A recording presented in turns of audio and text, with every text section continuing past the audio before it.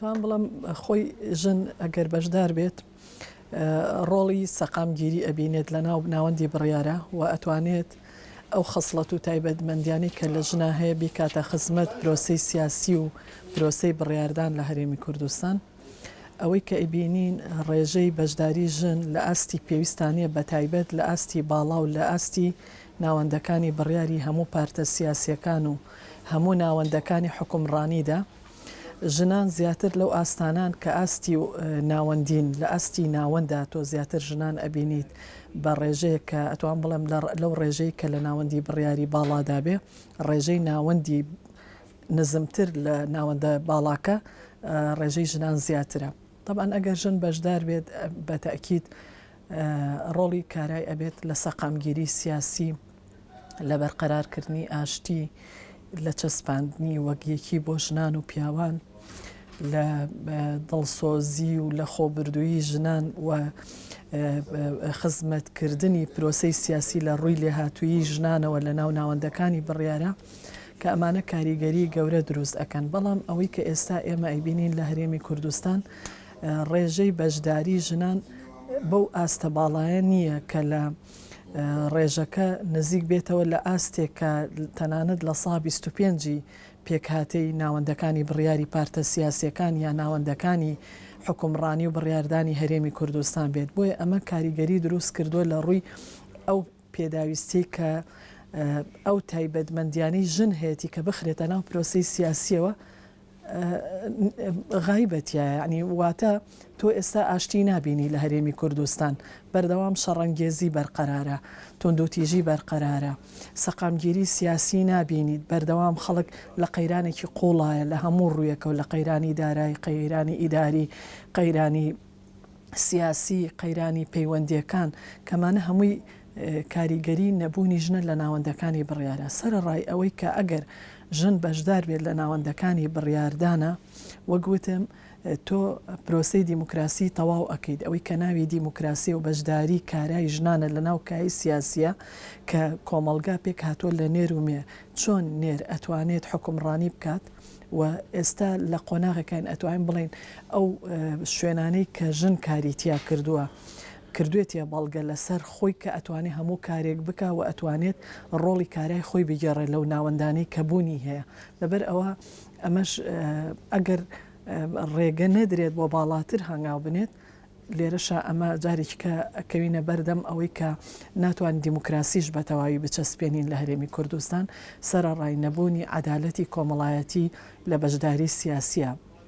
کاتێ کە ژن و پیاو نەتوان وەکو یەک ڕۆڵ بگێڕن لە ناوەندەکانی بڕیارە واتە عەدالەتی کۆمەڵایەتی هەموو چین و توێژە جیاوازەکانی کۆمەلگا نەتوانراوە بچەسپێنرێت لە ڕووی ئەوەی کە بەشداری ژن لە ناوەندەکانی بڕیارە. طبعاً ئەمەش هۆکاری هەیە بەشێکیان لەوانە سیستمی حکومڕانیە لە هەرێمی کوردستان و سیستمی ئەو پارتە سیاسی و ئەو یاسانی کە پارتە سیاسیەکانی لەسەر بنیاد دنراوە کە نەیتوانیەوە ئەو ڕێژەیە بۆ ژنان دیاری بک کە ژنان بتوانن بچنە ناو ئەو ناوەندانەوە ئاستەنگیان زۆر بۆ دروست ئەکرێت. بەشەکەی تری ئەکرێتە سەر خودی ژن خۆی. ژنان ئەوەنەی خۆیان لە ئاستە نزمەکانە ئەبینن خۆیان بە شایستەیی نابینن بۆ ئاستە باڵاکانی تر کە هەنگاو بنێن و بتوانن لە ناوەندەکانی باڵای بڕیاردانە ڕۆڵی خۆیان بگێڕن و بتوانن لەوێ ساحب قەرار بن ڕۆڵیان هەبێت. کەواتە یعنی مەسەلەی کەم و کورتی لەو ناوەندانەیە کە ژنیتیانە بەشێکی هۆکارەکە ژن خۆیەتی بەشەکەی کەشی ئەو سیستمی حکومڕانیە کە ئەم وڵاتی ڕێکخستەوە ئەم وڵاتە بەڕێوە ئەبات کە ئەمە کاریگەری خراپی دروست کردووە. خۆی هەردووکی ڕۆڵ ئەبینێت. توان بڵێم هەم ئەو سیستمەی کە عەقڵی پیا و زاڵە لە ناو بەڕێوەبردننی وڵاتە بە ژن و پیاوەوە پەیڕەوی لە عەقڵێکەکە کە عەقڵی پیا و سالاریە. ینی کە ماڵێن عەقڵی پیا و سالاری مەبەستمان ئەوە نییە کە تەنیا پیاوەکان ڕۆڵ ئەبینن لەوەی کە ڕێی خۆیان فەرزکەن. زۆر جار ژنەکانیش ئەو عەقڵە پیا و سالاریە پەیڕەو ئەکەن کە ئەبوو نەبوایە. یعنی ئەوەنەی هەوڵیان بۆ ئەوە بایە کە بەرابەریان بچەسپاندە، عەدالەتی کۆمەڵایەتیان بچەسپاندایە، پرۆسەی دیموکراسیان تەکامل کردایە بە تەواوی بەداخەوە ئەو پابەندی ئەکەن بۆ عەقڵی پیا و سالاری. لاکەی تری ئەوەی کە جەنابەت ئاماژەدا کە ژنان خۆشیان تەسلیمی خواستی پارتە سیاسیەکان یا سەرکردەی پارتە سیاسیەکان نابن. من ئەمەیان تا ڕادەیەک ئەبینم ینی شەر نییە ئەوەی کە خۆی ساحب ئێرادە بوو ساحب توانایی خۆی بوو دەستنیم بەویستی سەرکردایەتی ناو ئەو حیزبە ببێت چونکە هەر کەسێک تەمسیلی مەبادئ و تەمسیلی پەیڕەوی حیزبێک ئەکات کە خۆی پابندە پێوەی. من بۆ نمونە لە ناو بزوتنەوەی گۆڕان کە کار ئەەکەم کاریگەری بەرنامە سیاسەکەی بزوتنەوەی گۆڕانەکە لەسەر منەوە من هەوڵ بۆ ئەوە ئەدەم لەبەرەوە تەسلیم نابم بە ئەجێندای هەر کەسێک لە ناو سەرکردایەتی ئەم حیزبەیە بێت. بۆیە من پێم گرنگە ینی ئێمە تأکید لەوە بکەینەوە پابندبوونی ئەو کەسانەی کە ئەچنە ناو هەر پارتێکی سیاسی بە بەرنامە سیاسەکەی ئەو حیزبە سیاسیەوە کە تیا ئەندامە بێت تیا کارە ئەبێت یا هەڵسوڕاو ئەبێت یا چالاک ئەبێ.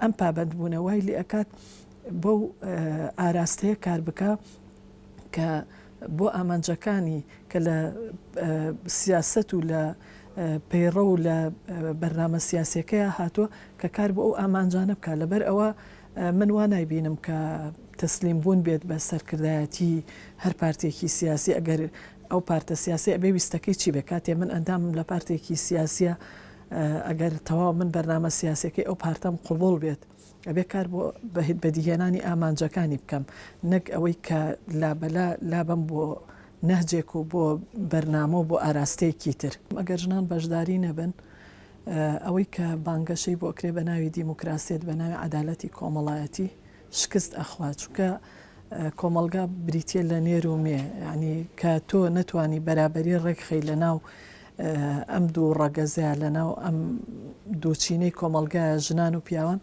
کەواتە تۆ نەتوانێت پرۆسەی دیموکراسیش بەڕاستەقینە بەرقەرارکەی لە وڵاتەکان نەتوانێت عەدالەتی کۆمەڵایەتی کۆچین و توێژە جیاوازەکانی کۆمەلگا بە نێر و مێوە لە ناو قەراراتی ئەم هەرێمەیە بەرجەستە بکەیت. بۆیە ئەمە بەفعلی بەشداری نەکردنی ژن لە ناوەندەکانی بڕیار شکست بە هەردوو چەمکەکە ئەهێنێ هەم دیموکراسیت هەم عەدالەتی کۆمەڵایەتی. من بڕوام وایە ژن خۆی نابێ غایب بێت نابێ غایب بێت لەو شوێنەی کە ئەوێ پێی بگات.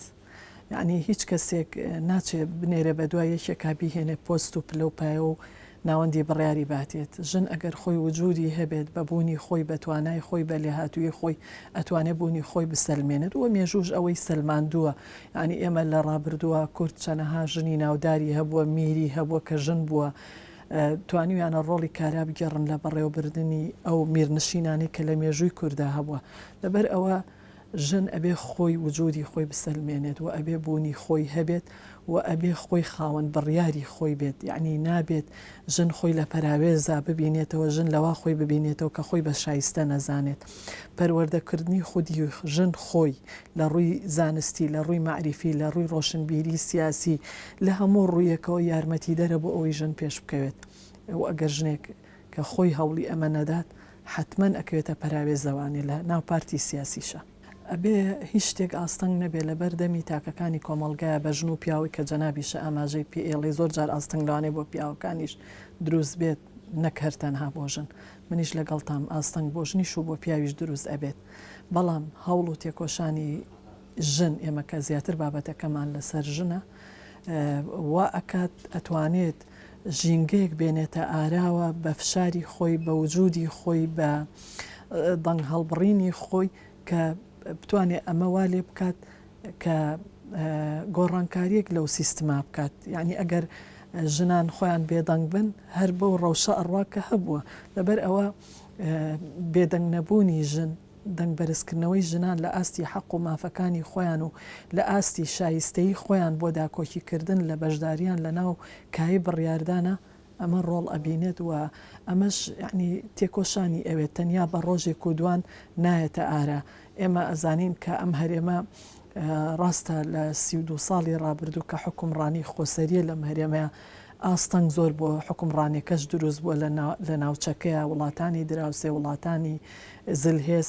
یعنی نایڵن سەقامگیری لەم هەرێمەشا دروست بێت کە ئەمەش کاریگەری دروستەکە لەسەر ڕەوشی تەواوی کۆمەلگاوە لە ناویشیانە ژنان. یعنی لەبەر ئەوە تێکۆشانی ژنان ئەبێ بەردەوام بێت ئەبێ هەوڵی زیاتر بن ئەبێ خۆیان ڕێکخانەوە ئەبێ پشتیوانی یەکتری بن ئەبێ داکۆکی لە حەق و لە مافی یەکتری بکەن یەکتری نەشکێنن ئەمانە قوت و هێز بەژن ئاات کە بچێتە پێشەوە چۆن یعنی ئێمە لە ناو پارتی سیاسیا بینیمانە پیاوەکان چۆن پشتیوانی یەکتریەکەن لەوانەیە لە تەواوی کۆمەلگا من دەیان مقابلەم خوێندۆتەوە خەڵکی ژن یعنی ژن بە تەواوی گرفتی ئەوەی هەیە کە پشتیوانی یەکتری ناکەن کەمەژێکی شکەیە لە گرفتەکان کەواتە یعنی ئەو یەک و یەکگرتووی ژنیش ئەوە ئەسەلمێنێت کە هێز و قۆتێک با بەژن کە بتوانێت هەنگاوەکانی بۆ پێشەوە بێت و بۆ ئاستی باڵای بەڕێوەبردننی حیزبە سیاسیەکان بێت یا ئاستی باڵای بەڕێوەبردننی وڵات بێت.